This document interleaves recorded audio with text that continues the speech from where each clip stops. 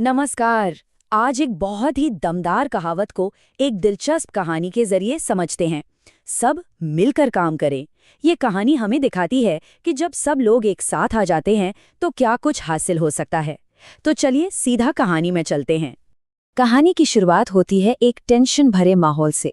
School का सालाना मेला बस 3 दिन दूर है और एक स्टूडेंट की आवाज में ये निराशा साफ सुनाई दे रही है। पर ऐसा क्यों है? क्योंकि स्कूल का आंगन कहीं से भी मेले जैसा नहीं लग रहा। हर तरफ बस अफरा तफरी और घबराहट का माहौल है। जरा सोच कर देखिए कैसा मंजर होगा। स्टॉल आधे अधूरे बने हैं, बैनर यहाँ वहाँ जमीन पर पड़े हैं और सजावट का सारा सामान अब तक डिब्बों में ही बंद है। क्लास 7 से लेकर 10 तक के स्टूडेंट्स की आवाज़ों में एक्साइटमेंट की जगह चिंता भरी हुई है। और पता है सबसे बड़ी प्रॉब्लम क्या थी? यही कि सब अलग अलग काम कर रहे थे। रिया अपनी अधूरी रंगोली को देखे जा रही है, कबीर अपनी टीम से बैनर के रंग को लेकर बहस कर रहा है और प्रिया वो तो स्नैक स्टॉल पर खाली ट्रे गिन रही है। मतलब कोई तालमेल ही नहीं है। लेकिन जब ऐसा लग रहा था कि सब कुछ बिगड़ रहा है, तभी कहानी में एक ट्विस्ट आता है। एक टीचर मिस्टर सिंह ये सब देख रहे थे और उन्होंने फैसला किया कि अब कुछ करना ही पड़ेगा। उन्होंने पीपल के पेड़ के नीचे एक अर्जेंट मीटिंग बुलाई। उनकी सीटी की एक तेज आवाज हुई और सारा शोर एकदम से शांत हो गया। अब सबकी नजरें बस उन्हीं पर थीं। मिस्टर सिंह ने बड़े ही दमदार अंदाज में कहा, ये मेला अपने आप पूरा नहीं होगा, हमें ऑल हैंड्स ऑन डेक की जरूरत है। अब ये एक पुरानी कहावत है तो कुछ स्टूडेंट्स को इसका मतलब ठीक से समझ नहीं आया, लेकिन मिस्टर सिंह का मैसेज बहुत जल्द सबको क्लियर होने वाला था। उन्होंने एक बहुत ही सिंपल लेकिन जबरदस्त नियम बनाया। आज से कोई अलग अलग ग्रुप काम नहीं करेगा, सब मिलकर एक साथ काम करेंगे। बस इस एक नियम ने ना सब कुछ बदल कर रख दिया। शुरू में जो थोड़ी बहुत झिझक थी वो अब एक मकसद के साथ हो रही हलचल में बदल गई। तो ये नया प्लान था क्या? बहुत ही सीधा और असरदार था। फौरन नई टीमें बन गईं, डेकोरेशन, कंस्ट्रक्शन, आर्टिस्ट, क्लीनर्स, हर किसी को एक काम सौंपा गया और बिना कोई देर किए सब एक्शन में आ गए।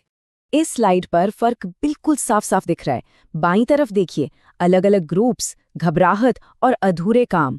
और अब दाईं तरफ सब एक साथ काम कर रहे हैं, हर तरफ एक नई एनर्जी है और छोटे छोटे काम भी पूरे हो रहे हैं। और फिर तो हर कोई अपने अपने काम में जुट गया। रिया अब रंगोली बनाने में दूसरों की मदद कर रही थी, कबीर सीढ़ियों पर चढ़कर बैनर ठीक कर रहा था, प्रिया पोस्टर लगा रही थी। यहाँ तक कि जो स्टूडेंट्स आमतौर पर पीछे रहते थे वो भी रास्ते साफ करने और सामान उठाने में लग गए। पता है, आंगन से जो आवाजें आ रही थी वो भी बदल गई। अरे यहाँ ग्लू देना या लाइट्स की जरूरत है जैसी आवाजों में अब घबराहट नहीं बल्कि एक एनर्जी और टीम वर्क था। तो इस सामूहिक मेहनत का, इस टीम वर्क का नतीजा क्या निकला? चलिए देखते हैं कि कैसे उनकी मेहनत ने सब कुछ बदल दिया। ये जो बदलाव था ना, ये बहुत तेजी से हुआ। पहले दिन जहां सिर्फ अफरा तफरी थी, वहीं दूसरे दिन की शाम तक पूरा आंगन रोशनी से जगमगा रहा था और स्टॉल भी तैयार थे। और मेले के दिन पूरा माहौल ही गर्व और उत्साह से भर गया था।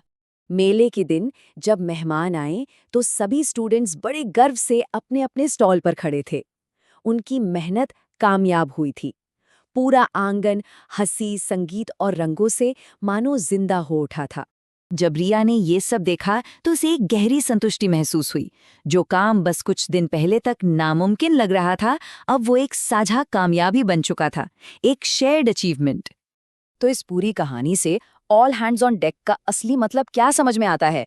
ये सिर्फ एक कहावत नहीं है, बल्कि इससे कहीं ज्यादा है। ये कहावत असल में पता है कहाँ से आई है? जहाज़ों से। जब तूफान आता था तो जहाज के हर एक सदस्य को डेक पर आकर मदद करनी पड़ती थी। इसका मतलब है कि जब कोई मुश्किल हालात आते हैं तो हर किसी को मिलकर मदद करनी होती है, क्योंकि उस काम को पूरा करने के लिए सबकी कोशिश जरूरी होती है। और इन स्टूडेंट्स ने बिल्कुल यही तो किया था। उन्होंने अपनी उलझन और कंफ्यूजन को टीम वर्क में बदल दिया, क्योंकि हर एक स्टूडेंट ने ये फैसला किया कि वो मदद करेगा। तो अब सवाल ये उठता है कि हमारी अपनी जिंदगी में, चाहे वो घर हो, ऑफिस हो या हमारा समाज हो, ऐसी कौन सी जगह हैं जहां सबकी मदद वाला ये नजरिया एक बहुत बड़ी और साझा सफलता दिला सकता है? इस पर जरूर सोचिएगा।